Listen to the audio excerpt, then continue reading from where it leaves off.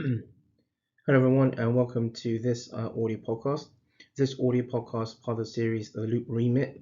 This audio podcast is part of the Labosztix Bloca. This audio podcast is as part of the Labosztix View, and this audio podcast is part of a Storm Labosztix production. This audio podcast will look at some of the background to collaborative works in around cancer social media, reduced discrimination and ignorance towards those with long-standing illnesses and long-term conditions, and where this collaborative works originally looks at utilizing a particular and specific long-standing illness or condition example. In around the background, patients with long-standing illnesses or conditions account for about 50% of general practitioner appointments, 64% of outpatient appointments, and around 70% of hospital admissions. Around 70% of total healthcare expenditure in the United Kingdom, at least, is attributed to people with long-standing illnesses and conditions. People diagnosed with a number of long-standing illnesses or conditions are perhaps and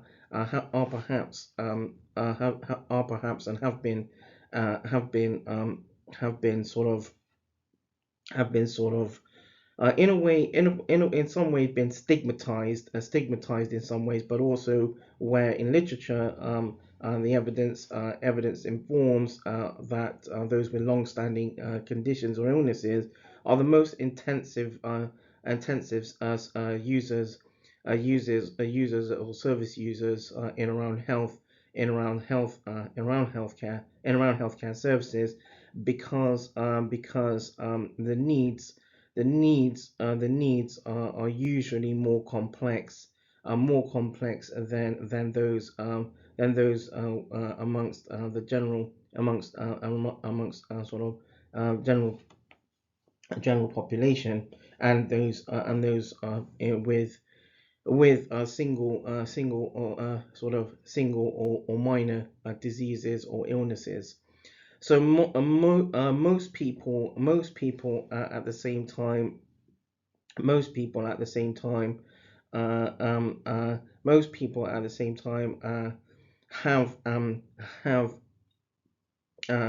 most people at the same time with long-standing conditions, or long-term conditions, can have multi morbidities. Although a Scottish paper and investigation found that absolute number of people with multi morbidity was higher in those aged under 65, indicating its implications for the population as a whole. And according to Article 1 of the United Nations Convention on the Rights of Persons with Disabilities, or UNCPD, persons with disabilities include, and this is an excerpt from the United Nations from the United Nations article, from their works in 2006. So those who have long-term physical, mental, intellectual, or sensory impairments, which in interaction with various barriers may hinder full and effective participation in society on an equal basis with others. And so, at the same time, between 2010 and 2030, it has been estimated that the number of younger adults or younger people with learning disabilities. So, for example, aged 18 years to aged aged 18 years, but all the way up to 64.